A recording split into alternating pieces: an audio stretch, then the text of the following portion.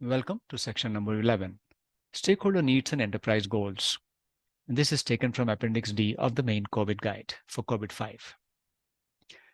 And this is at the top of the goals cascade as per Principle 1, meeting stakeholder needs, because initially based on the influences on the stakeholders, internal, external influences of the enterprise, the stakeholders will have their own needs.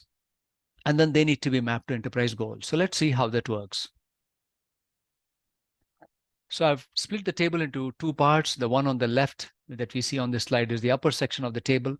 And on the right, we see the lower section of the table. And this is done due to lack of space. If you try to put this whole table on one slide, it'll be too small to read.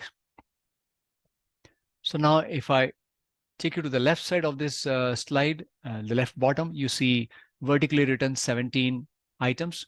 Those are the enterprise goals. And then the right side table that we have on the right side of the slide, the first column is listing all the stakeholder needs.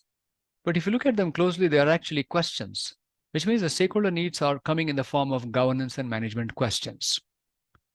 So let's see how the mapping will happen here. It's simple because you know that already how to do the mapping. Here we do not have the primary and secondary relationship. All of them, any cell which is shaded dark in the dark blue or indigo color, that is, will be relevant for us. So for example, if we take in, I'm just randomly taking one of these enterprise goals. We had in one of the previous sections, we were focusing on enterprise goal number 7, and that was business service continuity and availability. I'm picking that from the vertically written items in the left side of this slide.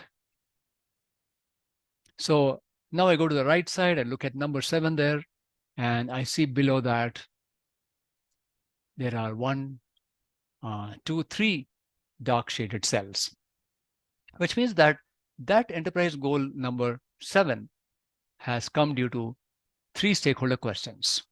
The first question is at the top: how do I get value from the use of IT?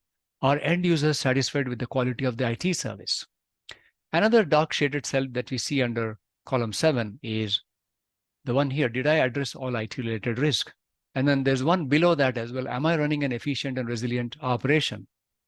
So all of these are mapped. These questions get mapped to enterprise goal number 7, which is mainly about business service continuity and availability. On the next slide, we have some more stakeholder needs questions arising.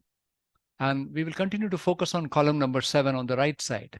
And below that, we still have 2 more cells that are darkly shaded. Therefore, those questions are also leading to enterprise goal number 7.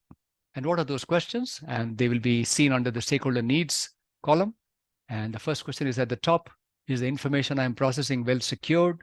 And if you notice, this is about security, and definitely it will have to map to the enterprise goal number 7, which is about business service continuity and availability. So in some way, it's connected there. Then another one under 7 is, if I go down the table, how critical is IT to sustaining the enterprise?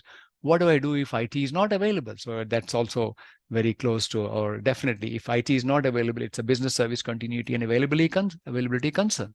So maps well to number 7 there on the enterprise goal.